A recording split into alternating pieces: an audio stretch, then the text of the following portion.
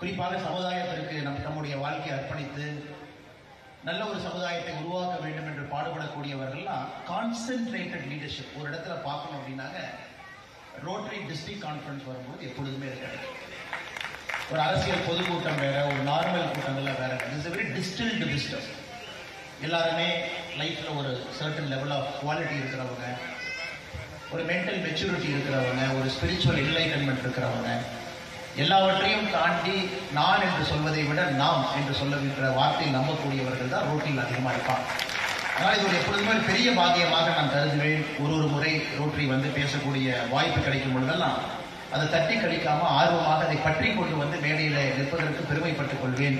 அதுபோல் இதுவும் ஒரு மேடை. ரங்கோலி 2025 நம்முடைய ரோட்டரி டிஸ்ட்ரிக்ட் கான்ஃபரன்ஸ் கிட்டத்தட்ட 100க்கும் மேற்பட்ட ரோட்டரி கிளப் எல்லோரும் இணைந்து நடத்தக்கூடிய நிகழ்வு.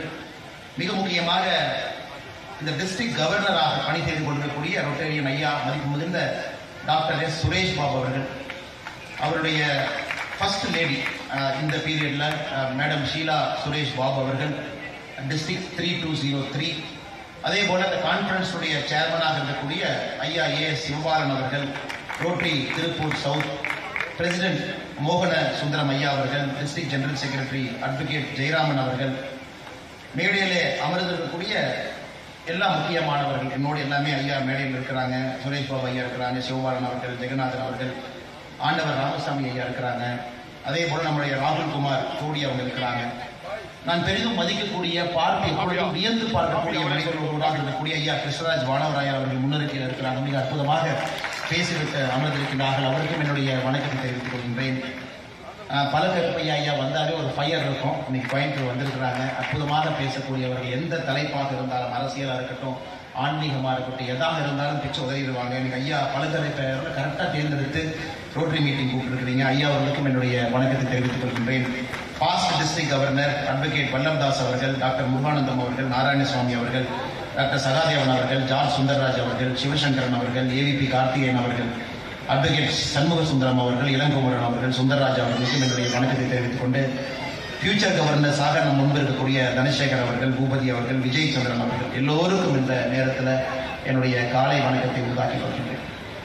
அன்பு சொந்தங்களே, எனக்கு கொடுத்திருக்கக்கூடிய தலைப்பு இன்டெகிரிட்டி இன் லீடர்ஷிப். முதல்ல அது பேச வேண்டிய கட்டாயம் பாருங்க. இன்டெகிரிட்டி இன் லீடர்ஷிப் நம்ம ஊரில் பேச வேண்டிய கட்டாயம் நமக்கு வந்திருக்கு. காரணம், லீடர்ஷிப்போட இன்பில்ட் குவாலிட்டி இன்டெகிரிட்டி. இன்டெகிரிட்டி இல்லாமல் ஒரு லீடர்ஷிப் கிடையாது. ஒரு தலைமை பண்புல நேர்மை என்பது கலந்திருந்தால் மட்டும்தான் அது தலைமை பண்பு. ஆனால் சுற்றி இருக்கக்கூடிய உலகத்தை நாம் உற்று பார்க்கும் பொழுது, ஒரு பேப்பரை நம்ம திறந்து பார்க்குறோம், கார்பரேட் ஸ்கேம். ஏதாச்சும் ஒரு பேப்பரில் ஒரு பக்கத்தில் ஒரு இடத்துல கார்பரேட் ஸ்கேம் இருக்கும். ஏன் ஸ்போர்ட்ஸுக்குள்ளே போகிறோம், அதில் ஒரு டோப்பிங் அது சம்மந்தமாக இருக்கும். நல்ல வரக்கூடிய கம்பெனி, ஸ்டார்ட் அப், பைஜு போன்ற நிறுவனங்கள்லாம் இந்தியாவுடைய ஒரு 2-3 ஆண்டுகளுக்கு முன்பு ஹையஸ்ட் மார்க்கெட் வேல்யூவேஷன் இருக்கக்கூடிய கம்பெனி இன்னைக்கு ஒன்றுமே இல்லாமல் ஒரு காகித குப்பையாக சில கம்பெனிகள் மாறி இருக்கு. அதையும் பார்க்குறோம். ஸோ எல்லா இடத்துலையும் சுற்றி பார்க்குறோம். அரசியல்வாதிகள் தவறு செய்து மாற்றதை பார்க்குறோம். ஒரு சினிமா நடிகராக இருந்தாலும் பர்சனல் லைஃப்பில் ஒரு ஸ்கேம், அதையும் டிவியில் பார்க்குறோம். ஸோ இன்னைக்கு காட்சி ஊடகம் பார்த்தீங்கன்னா இது ஒரு வியாபாரமாக மாற்றி, இன்டெகிரிட்டி இல்லாமல் இருக்கிறத ஒரு வியாபாரமாக மாற்றி ஒரு டிஆர்பியாக அது ஒரு சென்சேஷனல் நியூஸாக ஓட்டுறதையும் நம்ம பார்க்குறோம். அப்போ வளர்ந்து வர்ற குழந்தைங்களுக்குலாம் என்னென்னா, இதையெல்லாம் செஞ்சால் நம்ம ஃபேமஸ் ஆகுமா, அப்போ இதையெல்லாம் நம்ம செஞ்சுக்கிட்டே இவங்கள மாதிரி இருந்தோம் அப்படின்னா நமக்கு ஒரு நியூஸ் வேல்யூ கிடைக்குமா அப்படிங்கிற உலகத்துக்குள்ளே நம்ம என்ட்ராயிருக்கோம். அதனால் மிக முக்கியமாக இந்த ரோட்டரி ஃபங்க்ஷனில் இன்டெகிரிட்டி இன் லீடர்ஷிப், தலைமை பண்பில் ஒரு நேர்மை அப்படிங்கிறத பற்றி பேச வேண்டும் என்று நீங்கள் விருப்பப்படுறேன்.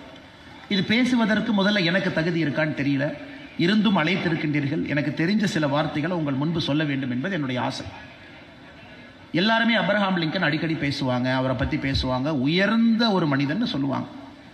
இந்த ஸ்டீஃபன் ஸ்பீல்பர்க் அவர் லிங்கன் ஒரு படம் எடுத்திருக்காங்க, ஒரு அற்புதமான ஒரு ஆங்கில படம். ஸ்டீஃபன் ஸ்பீல்பர்க் அந்த படத்தில் ஒரு சிறந்த படம். அந்த படம் முடியும் பொழுது லிங்கனை பற்றி ஒரு சின்ன கோட் போடுவார் Stephen Spielberg. The greatest measure of the 19th century passed by the purest man in America, aided and abetted by corruption அப்படின்னு அந்த கோட் அந்த மூவி முடியுங்க. அதை அந்த காலகட்டத்தில் 1860 காலகட்டத்தில் தடியஸ் ஸ்டீவன்ஸ் அப்படிங்கிற ஒரு ஒரு செனட்டர், அவர் சொன்னதான் அந்த கோர்ட்டுக்கு வந்து சொல்லியிருப்பாங்க. The greatest measure of the 19th century அப்படின்னா ஸ்லேவரி அபாலிஷ் பண்ணது. அமெரிக்காவில் ஸ்லேவரி இருந்துச்சு, அது அப்ரஹாம் லிங்கன் அவருடைய காலகட்டத்தில் சிவில் ரைட்ஸ் ஆக்டில் அபாலிஷ் பண்ணிட்டார். Done by the purest man in America. அமெரிக்காவில் அந்த காலகட்டத்தில் வாழ்ந்த நேர்மையான மனுஷன். எப்படி பண்ணார்? Aided and abetted by corruption. So அந்த 13th amendment அமெரிக்கன் கான்ஸ்டியூஷனுக்குள்ள கொண்டு வர்றதுக்கு அப்ரஹாம் லிங்கன் அவர்கள் ஒருத்தருக்கு, தம்பி உனக்கு என்ன வேணும், பணம் வேணுமா, சரி வாங்கிட்டு ஓட்டு போடு. உனக்கு என்ன வேணும், தொகுதிக்கு 2 திட்டங்கள் வேணுமா, வாங்கிட்டு ஓட்டு போடு. ஒருத்தராக பை பண்ணி அவருடைய சைடில் அந்த ஓட்டை மாற்றுவார். ஸோ அப்புறம் தான் அமெரிக்காலேயே 13th amendment பாஸ் ஆகும். ஸோ இது வந்து ஒரு லீடர்ஷிப்பில் ஒரு ஸ்டடிங்க. ஒரு லீடர்ஷிப் எடுத்து நம்ம கிளியராக பார்க்கும் பொழுது ஒரு மொமெண்ட்ஸ் ஆஃப் செல்ஃப் டவுட்டில் ஒரு முக்கியமான காலகட்டத்தில் ரோடு 2 இடத்துல பிரியுது, ஒரு லீடர் அங்கே நிற்கிறாரு. ஒரு அரசாங்க அதிகாரிகிட்ட பணம் கொடுத்து தான் ஒரு வேலையை செய்ய முடியும், அது மூலமாக தான் நமக்கு ஒரு கான்ட்ராக்ட் கிடைக்கும், அது மூலமாகத்தான் ஒரு 1000 பேருக்கு வீட்டில் அடுப்பெரிய வைக்க முடியும், இல்லாட்டி நமக்கு ஒரு லேண்ட் கிளியரன்ஸ் கிடைக்காது, இல்லாட்டி நமக்கு இது கிடைக்காது. இது ஒரு ரோடு. இல்லை இது எதுவுமே நான் செய்ய மாட்டேன், நான் இந்த ரோட்டில் மட்டும்தான் போவேன், நான் பணம் கொடுக்க மாட்டேன், ஒரு ஸ்கொயர் ஃபீட்டுக்கு பணம் கொடுக்க மாட்டேன், கிளியரன்ஸ்க்கு நான் பணம் கொடுக்க மாட்டேன், அக்ரிகல்ச்சர் ஜோன் கன்வர்ஷன் கமர்ஷியல் லேண்டுக்கு நான் கொடுக்க மாட்டேன், என்னாலும் பார்த்துக்கலாம், பொல்யூஷன் கண்ட்ரோல் போர்டு முன்னாடி நான் திருப்பூர் யாராச்சும் தொழிலதிபரில் இருக்கிறீங்க, பின்னலாடை தொழிலதிபர், நான் கை கட்டி நிற்க மாட்டேன், நான் பார்த்துக்கலாம். இது என்னை பொறுத்தவரை இதுதான் ஒரு டிசிஷன் மேக்கிங்கில் உங்களுக்கு இருக்கக்கூடிய மிக முக்கியமான பிரச்சனை. நீங்கள் ரொம்ப வெயின் பண்ணுவீங்க, இது செய்யலாமா செய்ய வேண்டாமா. நாம் இதை செய்யாமல் இந்த ரோட்டில் போகிறோம், அப்போ நம்ம சுற்றி இருக்கக்கூடிய 1000 பேருக்கு என்ன ஆகும்? இழுத்து மூடிடுவாங்க, லேபிள் இன்ஸ்பெக்டர் வருவாங்க, செக் பண்ணுவாங்க. ஒரு பவர் சென்டரை எதிர்த்து நிற்க வேண்டிய கட்டாயம். எந்த கவர்மெண்ட் இருந்தாலும் பரவாயில்லைங்க, இன்னைக்கு நாளைக்கு நேற்று முந்தா நேற்று வர்ற கவர்மெண்ட் போன கவர்மெண்ட் யாரும், நான் எந்த ஒரு அரசியும் நான் கை நீட்டி கை காட்டலை. ஸோ இங்கே இருக்கக்கூடிய பெரும்பான்மையான தலைவர்களுக்கு உங்களுக்கு இருக்கக்கூடிய அடிப்படை பிரச்சனை என்பது, நீங்கள் எடுக்கக்கூடிய முக்கிய முடிவுகள் எப்பொழுதுமே 2 ரோடு உங்கள் முன்னாடி இருந்துகிட்டே இருக்கும். இப்படி போகலாமா, இப்படி போகலாமா, எப்படி போவீங்க? நான் உங்களுக்கு சில கேள்விகள் வைக்கிறேங்க, அதன் பிறகு என்னுடைய சில விஷயங்களை நான் அதில் பேசுகிறேன். 2வது நமக்கு இருக்கக்கூடிய அடிப்படை பிரச்சனை, வீட்டுக்குள்ள நமக்கு ஒரு உருவம் இருக்கு. we are a father, we are a mother, we are a son, we are a daughter. வீட்டுக்கு வெளியே நமக்கு ஒரு சோஷியல் ரோல் இருக்கு. நம்ம ஒரு பிஸ்னஸ் மேன், ரோட்டரியில் member, Rotary governor, Rotary president. Friends கிட்ட நமக்கு ஒரு ரோல் இருக்கு. இந்த 3லும் நம்முடைய பிஹேவியர் ஒரே மாதிரி இருக்கா, இல்லை 3லும் வேற வேற பிஹேவியர் இருக்கா? வீட்டுக்குள்ள ஒரு மாதிரி இருக்குமா, வெளியே ஒரு மாதிரி, சோஷியல் ஒரு மாதிரி இருக்குமா, பர்சனல் லைஃப்ல ஒரு மாதிரி இருக்கிறோமா? தினமும் நமக்கு வரக்கூடிய பிரச்சனைகள். நான் வீட்டை சுத்தமாக வச்சிருப்பேன், ஆனால் ரோட்டில் குப்பை போடுறதை பற்றி நான் கவலைப்பட மாட்டேன். ஒரு காவல்துறை பார்க்கல அப்படின்னா கூட ஒரு டிராஃபிக் லைட்டை பிரேக் பண்ணுறதை பற்றி நான் கவலைப்பட மாட்டேன், யாரும் என்னை பார்க்கல, யாருமே இல்லை, இரவு 11 மணிக்கு டிராஃபிக் லைட் போட்டிருக்காங்க, யாருமே பார்க்கல அப்படின்னா கூட நான் வண்டியை நிறுத்தவனா நிறுத்த மாட்டேனா? இது நீங்கள் சந்திக்கக்கூடிய 2வது சவால். ஒரு சொசைட்டியில் த சோ கால்ட் ஸ்மால் கிரைம்ஸ், இது ஆங்கிலத்தில் சைக்காலஜியில் புரோக்கன் விண்டோ தியரின்னு சொல்லுவாங்க. அதாவது ஒரு சின்ன ஒரு வீடு இருக்கு, நடந்து போகும் பொழுது அந்த வீட்டில் ஒரு கண்ணாடி இருக்கு, அந்த கண்ணாடி உடஞ்சிருக்கு, அந்த உடஞ்சி போன கண்ணாடியை 2 பேர் பார்த்துட்டு போவாங்க. அடுத்த நாள் ஒருத்தர் வருவார், கண்ணாடி உடஞ்சிருக்கும், ரிப்பேர் பண்ணியிருக்க மாட்டாங்க. ஓ, அப்போ இந்த இடத்துல நம்ம யூரினேட் பண்ணலாமாட்டிருக்கு, கண்ணாடியே உடஞ்சிருக்கு, அப்கீப் இல்லை, மெயின்டெனன்ஸ் இல்லை, அங்கே யூரினேட் பண்ணுவாங்க. 10 நாள் கழிச்சு இன்னொருத்தர் பார்ப்பார், என்னப்பா இங்கே யூரினேட் பண்ணியிருக்காங்க, கண்ணாடி உடஞ்சிருக்கு, அப்போ யாருமே வரமாட்டாங்களாட்டிருக்கு, நாம் இங்கே வழிப்பறை பண்ணலாம்.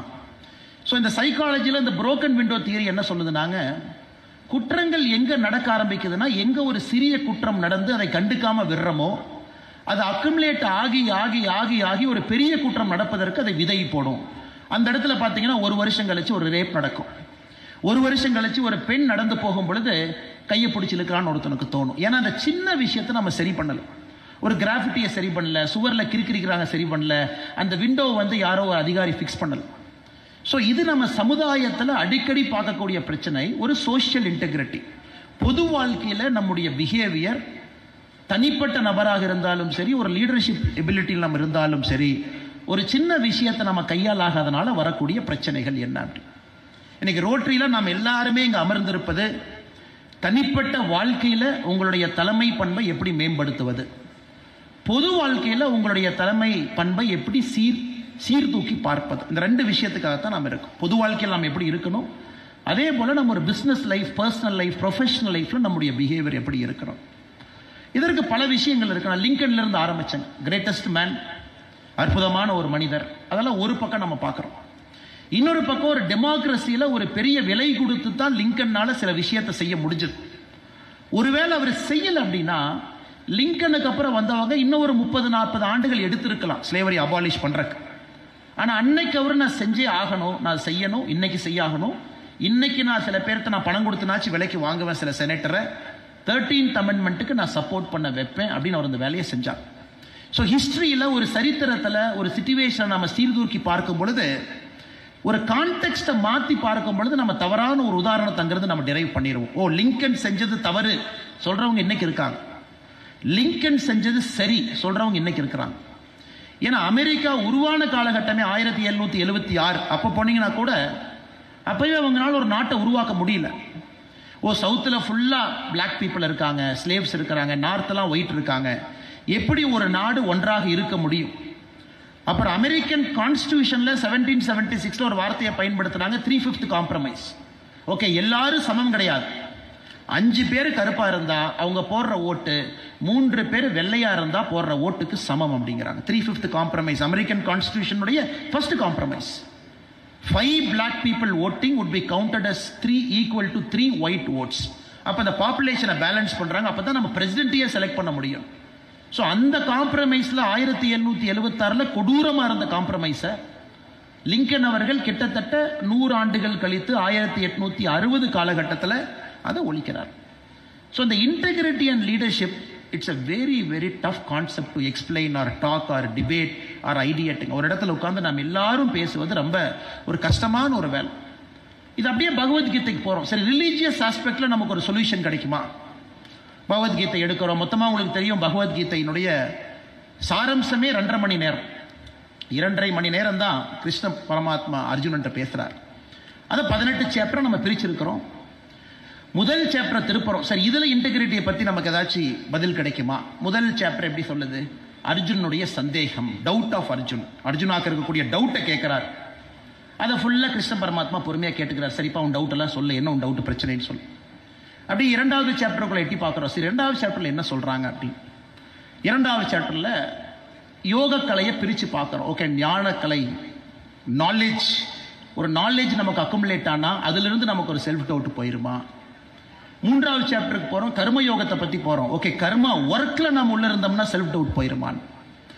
ஒரு 18 சாப்டர் 2.5 மணி நேரம் கீதோபச்சாரம் நடக்குது.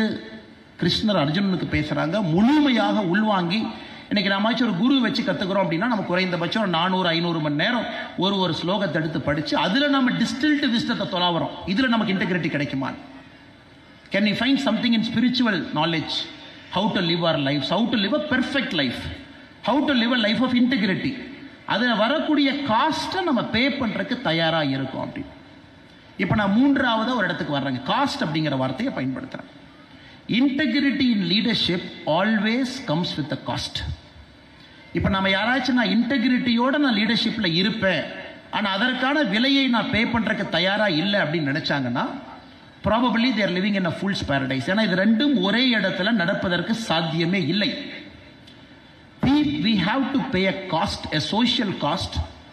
அது நம்ம ஊரில் அதை நம்ம வாலண்டரியாக வில்லிங்காக அதை நம்ம பே பண்ணும் பொழுது நம்ம மனசுக்குள்ள ஒரு சஞ்சலனம் இருக்காது.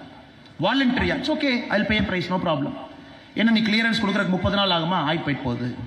ஏன்னா ஒரு 4 டைம் ட்ரான்ஸ்ஃபர் பண்ணுவியா? பண்ணிக்க. ஒரு 4 கவர்மெண்ட் பில்டிங்கில் ஏரியான்னு சொல்லுவியா? பார்த்துக்கலாம். இல்லை 4 இடத்துக்கு நான் பெட்டிஷன் போடணுமா? போட்டுக்கலாம். This is one way. அதனால் இன்டெகிரிட்டி இன் லீடர்ஷிப் அப்படின்னு நாம் போகும் பொழுது இன்னைக்கு நம்முடைய குழந்தைகளுக்கு நாம் சொல்லிக் கொடுக்க வேண்டியது, it is not a straight line path. ஒரு நேர்கோட்டு பாதையில் பயணம் செய்யக்கூடிய விஷயம் அது இல்லை. எந்தவித எதிர்பார்ப்பும் இல்லாமல் அதற்கான விலையை கொடுப்பதற்கு ஒரு மனிதன் தயாராக இருக்கும் பொழுது அந்த லீடர்ஷிப்பில் அந்த மனிதன் ஒரு இன்டெகிரிட்டியை கொண்டு வர முடியும். Lincoln paid a price with his life. Martin Luther King paid a price with his life. The great Mahatma Gandhi paid a price with his life. இவங்க எல்லாத்துக்குமே தெரியுங்க, அவங்க யாரும் முட்டாள்கள் கிடையாது. Everybody knows. இந்த பாத்தில் போகும் பொழுது அன்காம்ப்ரமைசிங்காக சில விஷயங்களை நம்ம செய்யும் பொழுது உயிரையே கொடுப்பதற்கு இந்த தலைவர்கள் எல்லாமே தயாராக இருந்தாங்க. பல இடத்துல நம்ம பார்த்துருக்கோம். அதனுடைய net effect, society has become a better place. நம்ம வாழக்கூடிய சமுதாயம் அவங்க உள்ள வந்ததை விட நமக்கு விட்டுட்டு போன சமுதாயம் பெட்டரா இருக்கு. ஏன்? பாண்டவாஸ் பெய்ட பிரைஸ். அவ்வளவு தூரம் நாம் ஏன் போக? மகாபாரதத்தில் பாண்டவர்கள் பெய்ட பிரைஸ். அவங்களுடைய குடும்பத்தில் எந்த குழந்தையும் மகாபாரதத்தினுடைய எண்டில் no child is alive, no child is alive, எல்லாரும் அவுட், எல்லாரும் அவுட். மகாபாரதத்தை பற்றி பேசுகிற மகாபாரதத்தினுடைய நிறைவு என்ன, பாண்டவர்களுக்கு என்ன ஆச்சு அப்படின்னு யாராச்சும் கூர்மையாக உட்கார்ந்து பார்க்கும் பொழுது நமக்கு தெரியும். தி great Pandavas also paid a price. ஆனால் இதில் குவெஸ்டின் என்னன்னா, அந்த பிரைஸை நாம் வில்லிங்காக பே பண்ணுறோமா? நாம் ஏற்புடைய கருத்தோடு இல்லை, நான் இப்படி தான் இருப்பேன், இப்படி தான் என் லைஃப்பை வாழுவேன், நான் இப்படி இருக்கும் பொழுது எனக்கு உள்ள எந்த விதமான இன்டர்னல் கான்ட்ரடிக்ஷன் கிடையாது, I am accountable to my action, என்னுடைய முடிவுக்கு நான் பொறுப்பேற்றுக் கொள்கின்றேன், அதனால் கொடுக்கக்கூடிய விலையை பற்றி நான் கவலைப்பட போவதில்லை என்று நினைக்கும் பொழுது probably we are moving towards a perfect life. பகவத்கீதையினுடைய சாராம்சத்தை எங்கேயோ தொட்டு பார்த்த ஒரு ஃபீலிங் நமக்கு இருக்கும். என்னுடைய ஆக்ஷனுக்கு நான் அக்கௌண்டபிள், அதுக்குன்னு ஒரு முடிவெடுக்காம நான் இருக்கிறேன், ஒரு ஸ்டேட் ஆஃப் இன்ஆக்ஷன்ல இருக்கேன், அதுவும் தப்பு.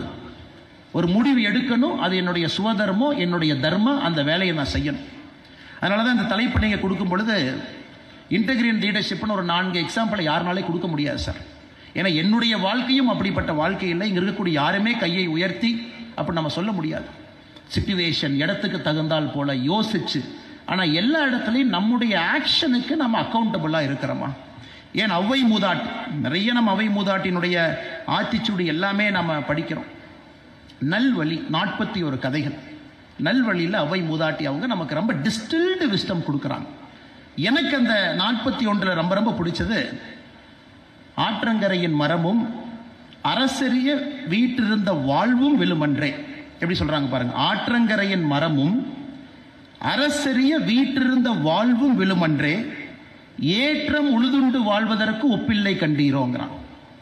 ஆத்துக்கு பக்கத்தில் இருக்கக்கூடிய மரம் அது விழத்தான் போகுது. ஒரு பெரு வெள்ளம் வரும் பொழுது ஆத்துக்கு பக்கத்தில் மரம் இருக்கும். அப்பா, நான் ஆத்துக்கு பக்கத்திலே இருக்கிறேன், எனக்கு எப்பொழுதும் வறட்சியே கிடையாது, எப்பொழுதும் எனக்கு தண்ணீர் கிடைக்கும். ஆனால் தூரமாக இருக்கிற ஒரு மரம் கொஞ்சம் துக்கத்தில் இருக்கும். நான் ரொம்ப தூரமாக இருக்கேன், ஆனால் பக்கத்தில் இருக்கிற மரத்துக்கு எப்பவுமே தண்ணி இருக்கு. ஆற்றங்கரையின் மரமும் அரசரிய வீட்டிருந்த வாழ்வும், என்னை போல் ஆட்களுக்கு பவர் சென்டருக்கு பக்கத்தில், பவர் சென்டரில் பவரில் இருக்கிறவங்க, அரசரிய வீட்டிருந்த வாழ்வும் விழுமன்றோ, இது கண்டிப்பாக விழத்தான் போகுது. ஆனால் விழாத வாழ்க்கை என்ன? அவை மூதாட்டின்னு ஒரு ஸ்டெப் முன்னாடி போறாங்க. விழாத வாழ்க்கை என்ன? ஏற்றம் உழுதுண்டு வாழ்வோருக்கு ஒப்பில்லை கண்டீரோங்கிறாங்க. விவசாயம் பார்த்து பிழைக்கக்கூடியவருடைய வாழ்க்கை எப்பொழுதும் விழாது. ஒரு ஸ்டெப் அவங்க மேலே போய்கிட்டே தான் இருப்பாங்க. எவ்வளவு டிஸ்டில்டா, எவ்வளவு அற்புதமாக சொல்றாங்க பாருங்க. ஏன்னா பக்கத்தில் இருக்கக்கூடிய மரமும், அந்த தண்ணீர் எனக்கு இருக்கு, நான் ஆத்து பக்கத்தில் இருக்கேன் அப்படின்னு நினைக்கக்கூடிய மரமும் பெருவெள்ளத்திலே முதல் மரமாக அது விழுந்து தான் ஆகணும். நான் பவரில் இருக்கேன், பவர் சென்டரில் இருக்கேன், நான் அதை பண்ணுறேன் இதை பண்ணுறேன்னு நினைக்கிறவங்க ஒரு நாள் இல்லை என்றால் ஒரு நாள் விழுந்து தான் ஆகணும். விழாதவர்கள் யார் என்பதற்கு சொல்கிறாங்க. அதனால் அருமை சொந்தங்களே, என்னுடைய வேண்டுகோள் வேள்வி அப்படின்னு சொல்கிறத விடங்க, இன்னைக்கு நம்முடைய சமுதாயத்தில் இன்டெகிரிட்டியோட நேர்மையோட ஒரு தலைமை பண்பை அணுகக்கூடிய மனிதர்கள் நமக்கு வேண்டும். அதற்கு அவர்கள் விலை கொடுப்பதற்கு தயாராக, ஒரு சைடு ஆஃப் காயின் மட்டும் ஓகே, இன்னொரு சைடு ஆஃப் காயின் அவங்க பார்க்காம இருந்தாங்கன்னா அது வேலைக்கு ஆகாதுங்க. அவங்க விலை கொடுப்பதற்கு தயாராக இருக்கும். இந்த ஊழல் பெயை ஒழித்து கட்டணும், இது வேர்ல்டு ஃபுல்லாக பார்த்தீங்கன்னா PhD பண்ணாத ஆட்களே கிடையாது. கரப்ஷன் எப்படி ஒழிச்சு கட்டுறது? டிமாண்ட் சைடில் ஒழிக்கணுமா இல்லை சப்ளை சைடில் ஒழிக்கணுமா? lot of people have done solid research. பணம் கொடுக்கறனால கரப்ஷன் வாழுதா இல்லை பணம் வாங்குறனால கரப்ஷன் வாழுதா? நீங்கள் எல்லாமே பார்த்தீங்கன்னா it comes to the final conclusion, பணம் கொடுப்பதனால தான் கரப்ஷன் வாழுதோ தவிர பணம் வாங்குவதால் எங்கேயுமே கரப்ஷன் வாழ்றது கிடையாது. அப்போ நமக்கு என்லைட்டன்ஸ் இண்டிவிஜுவல்ஸ் வேணும். அவங்க தைரியமாக ஒரு முடிவு எடுக்கணும். எங்கேயோ ஒரு சர்க்காரி ஒரு கவர்மெண்ட் ஆஃபீஸர்னுடைய கையில் இருக்கக்கூடிய ஒரு சின்ன கிரீஸுக்காக கொடுக்கக்கூடிய நோட்டை அவங்க அதை கொடுத்து காஸ்ட் ஓகே, ஒரு மாதம் டிலே ஆகிட்டு பார்த்துக்கலாம், எனக்கு இருக்கக்கூடிய ரிட்ரஸல் மெக்கானிசம் எல்லாத்தையும் நான் பயன்படுத்துகிறேன், சிபிஐக்கு எழுதுவேன், இவங்களுக்கு எழுதுவேன், அவங்களுக்கு எழுதுவேன், டிவிஎஸ்சிக்கு எழுதுவேன், பார்த்துக்கலாம், கோர்ட்டில் ரிட் பெட்டிஷனை போடுவேன், ஒத்த பார்த்துக்கலாம். அப்படியும் சில பேர் போகிறாங்க, சில பேர் பொறுமையாக இருக்கிறாங்க. அது செய்யும் பொழுது மட்டும்தான் என்னை பொறுத்தவரை இந்த ஊழல் என்கின்ற பேய் நம்முடைய நாட்டிலிருந்து அடித்து துரத்த முடியுங்க. இல்லாட்டி அது வாய்ப்பே இல்லை. இந்த பேய் வேற வேற ரூபத்தில் திரும்ப திரும்ப நமக்குள்ள வரும். அது ரோட்டரியில் இருக்கிறவங்க முடிவெடுக்கலாம், வேற யார் முடிவெடுக்க முடியுங்க? Only you can make a decision. ஏன்னா நீங்க நார்மல் பிசினஸ் பீப்புள் கிடையாது. டாக்டர், இன்ஜினியர், அட்வொகேட் எல்லாருமே இங்க இருக்கிறீங்க. அதை தாண்டி you have a public spiritedness. அதையெல்லாம் தாண்டி உங்கள்கிட்ட ஒரு பப்ளிக் ஸ்பிரிட்டட்னஸ் இருக்கு. நான் என்று சொல்வதை விட நாம் என்று பார்க்கிறேன். அந்த ஒரே காரணத்தினால மட்டும்தான் நீங்க ரோட்டரியில் இணைறீங்க. வாரத்துக்கு ஒரு நாள் திங்கக்கிழமையோ செவ்வாய்க்கிழமையோ உங்க ரோட்டரி மீட்டிங்க்கு போறீங்க, நேரம் கொடுக்குறீங்க. வாலண்டியர் ரோட்டரி கவர்னர் 3 வருஷம் எந்த வேலையும் செய்ய முடியாது. உங்களுக்கு தெரியும், 3 வருஷம் இதே ஒரு கிளப்பாக போகணும், எல்லா மீட்டிங்லையும் இருக்கணும், எல்லா ப்ராஜெக்ட்லையும் இருக்கணும், அம்மாவும் கூட இருக்கணும். அதே போல் ரோட்டரியினுடைய பிரசிடெண்ட்டாக இருக்கிறாங்க, இதே தாங்க. ஏன்னா நான் போகிற உடுப்பிலாம் நான் ஹானரி ரோட்டரி மெம்பராக கொடுப்பாங்க. இந்த மீட்டிங்கெல்லாம் போய் அப்பப்போ உட்காரும். இவ்வளவு வேலைக்கு சிரமத்தில் நீங்கள் நேரமும் கொடுக்குறீங்க ரோட்டரிக்கு அப்படின்னா உங்களுக்கு அந்த பப்ளிக் ஸ்பிரிட்டட்னஸ் இல்லை என்றால் உங்களால் அந்த வேலையை செய்ய முடியாது. அதனால் லெட் அஸ் மேக் இட் வர்த். நாம் செய்யக்கூடிய அந்த நேரத்தை லெட் அஸ் மேக் இட் வர்த். அதனால் ரோட்டரியில் இவ்வளவு கிளப், இவ்வளவு பேர், இவ்வளவு மெம்பர்ஸ், தமிழ்நாட்டில் நீங்கள் மட்டும் நான் ஒரு நேர்மையான பாதையில் பயணிப்பேன் என்று நீங்கள் முடிவெடுத்துட்டீங்கன்னா உங்களை சுற்றி இருக்கக்கூடியவர்கள் மாற ஆரம்பிப்பாங்க. Your relatives, your neighbours, your friends, your colleagues எல்லாருமே கொஞ்சம் கொஞ்சம். ஆனால் யாருமே தெரிஞ்சு தப்பு பண்ணுறது இல்லைங்க. It is a problem. All of us are trying to find a solution. Technology மூலமாக அதை கட்டுக்குள்ளே கொண்டு வந்துடலாமா? ஆன்லைன் டிரான்ஸ்பரன்சி சட்டம் சில ஸ்டேட்ஸ் பாருங்க, சக்கால ஆக்ட்னு கொண்டு வந்திருக்காங்க. தமிழ்நாட்டில் அது இல்லை. சரிப்பா, ஏன் லஞ்சம் வாங்குறாங்க? ஏதோ ஒரு ஆஃபீஸ்க்கு பொதுமக்கள் போகிற நேரத்தில் லஞ்சம் கொடுக்குறாங்க. நம்ம ஆஃபீஸ்க்கே போக வேண்டாம், ஒரு சட்டத்தை கொண்டு வந்துடுவோம். எல்லாமே online, digital signature, birth certificate digital signature, death certificate digital signature. ஆஃபீஸ்க்கே போக வேண்டாம், டிரைவிங் லைசன்ஸ் போயிட்டு வந்துடுங்க, பெர்மிட் கூட போடணுமா ஃபோட்டோ எடுத்து அனுப்பிச்சிருங்க, நாங்கள் வீட்டுக்கு வந்து வேணா செக் பண்ணுறோம். இன்னைக்கு எத்தனையோ மாநில அரசுகள் சக்காலா அப்படிங்கிற சட்டத்தை கொண்டு வர்றாங்க. ஒரு சர்வீஸ் கேரண்டி. 30 நாள்ல உங்களுக்கு நாங்கள் பர்த் சர்டிஃபிகேட் கொடுக்கலையா, அரசு உங்களுக்கு தினமும் 100 ரூபா பெனால்ட்டி கொடுக்கும். எங்க? கர்நாடகாவில், பஞ்சாப்ல. நீங்கள் பர்த் சர்டிஃபிகேட் அப்ளை பண்ணிட்டீங்க, 30 நாள் ஆச்சு, நான் உங்களுக்கு டிஜிட்டல் சிக்னேச்சர் போட்டு உங்களுக்கு நான் அனுப்பலை அப்படின்னா மாநில அரசு நான் உங்களுக்கு 100 ரூபா 31வது நாள்ல இருந்து போடுவேன். அது 15 நாள் தாண்டோடனே அரசு அதிகாரியினுடைய சம்பளத்திலிருந்து நான் பிடிக்க ஆரம்பிப்பேன். சட்டம் இருக்கு. ஆனால் பிரச்சனை என்ன, அதே அரசு அதிகாரிகள் தான் இம்ப்ளிமெண்ட் பண்றாங்க. அவன் 31st டே ஒரு கொயரி போடுவான். இல்லை நீங்கள் போட்ட அப்ளிகேஷனில் கொஞ்சம் பிரச்சனை இருக்கு, அதுக்கு ஒரு கொயரி போட்டு கொஞ்சம் அந்த டேட்டாவை நீங்கள் கரெக்ட் பண்ணி கொடுக்க முடியுமா? என்னால் முடியல. எப்படியாச்சும் சட்டம் இருந்தாலும் நேரில் நீங்கள் வந்து பார்க்கணும். அந்த அப்ளிகேஷன் இருக்கக்கூடிய குறைபாடு ரெக்டிஃபை பண்ண வருவீங்களா? ஏன்னா நானும் அரசில் இருந்தனால இதெல்லாம் நான் பார்த்துருக்கிறேன்.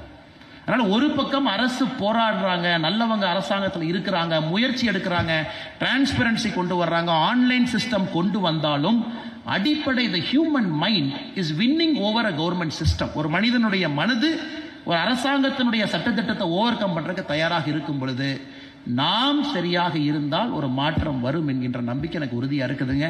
அது ரோட்டரியில் நிச்சயமாக நாம் அதை செய்து காட்ட வேண்டும் என்பது என்னுடைய நம்பிக்கை. இதனுடைய முதல் பகுதி. இப்ப இரண்டாவது பகுதி, எப்படி நம்முடைய ஐயா அவருடைய வாழ்க்கையிலிருந்து பேசினாங்களோ, இப்ப நம்முடைய எல்லா வாழ்க்கையிலையும் சிறிய சிறிய விஷயங்களை நம்ம பார்க்கிறோம், ரொம்ப கான்சியஸா பார்க்கிறோம்.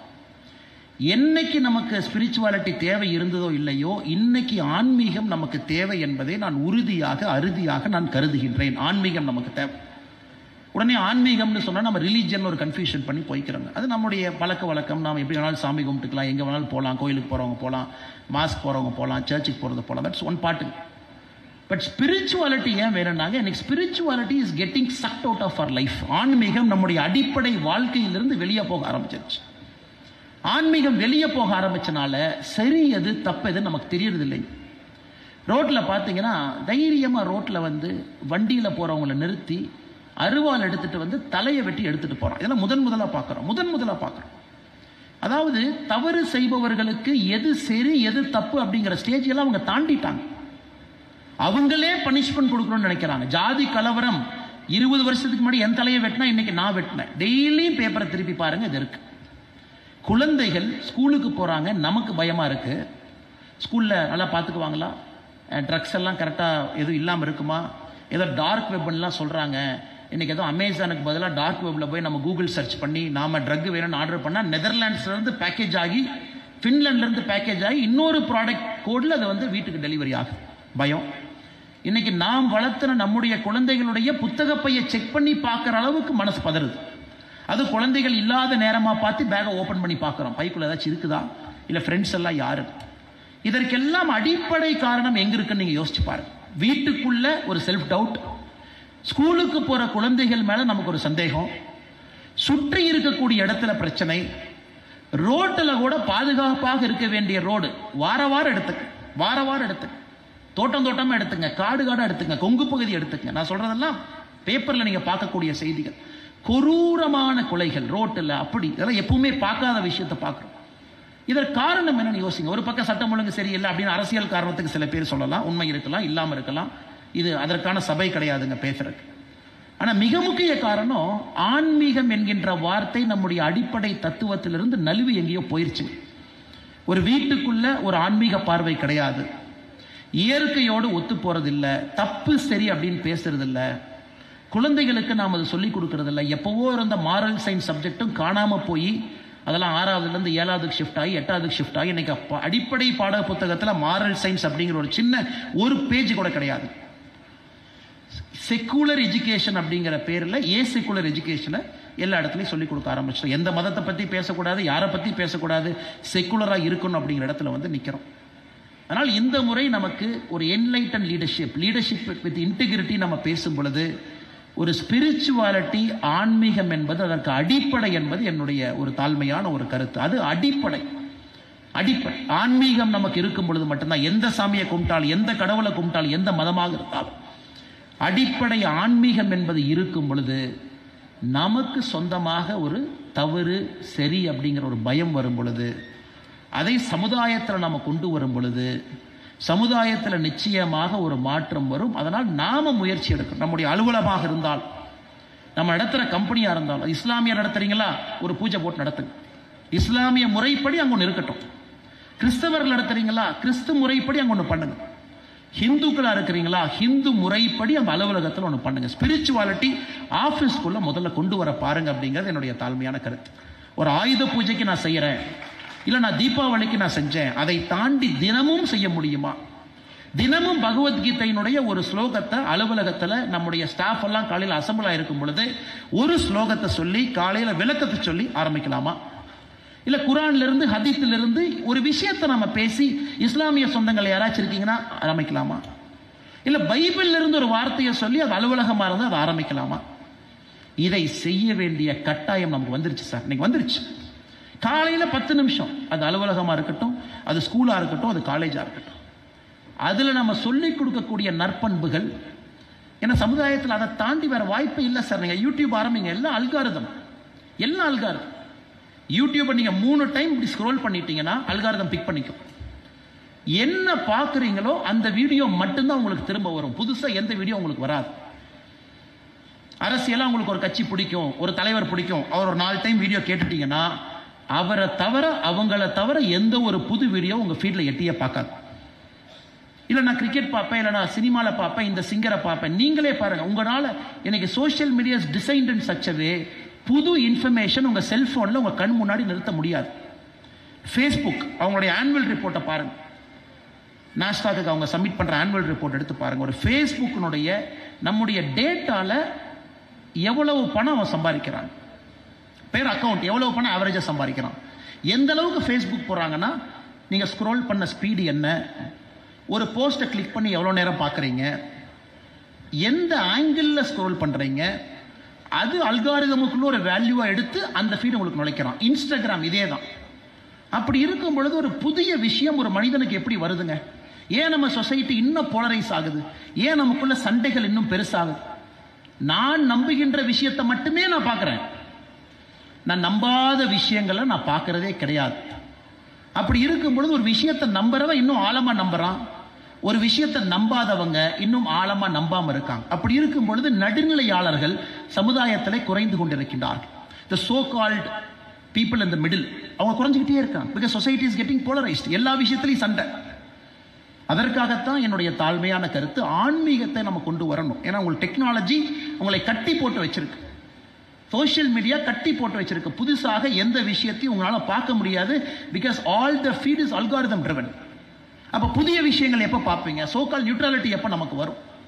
அதனால் நம்முடைய இடத்துல factory, work space, personal space எதாக இருந்தாலும் ஒரு ஸ்பிரிச்சுவல் ஆங்கிளை நீங்கள் கொண்டு வரும் பொழுது நிச்சயமாக அதன் மூலமாக ஒரு இன்டெகிரிட்டி, ஒரு செல்ஃப் என்லைட்டன்மெண்ட் நம்முடைய தலைமை பண்புக்கு உறுதியாக வரும் என்று நான் நம்புகின்றேன். கொடுக்கப்பட்ட 30 நிமிஷம் 30வது நிமிஷத்தில் எட்டி பார்த்துட்டாங்க. இது ஒரு மிகப்பெரிய ஒரு ஃபோரம்.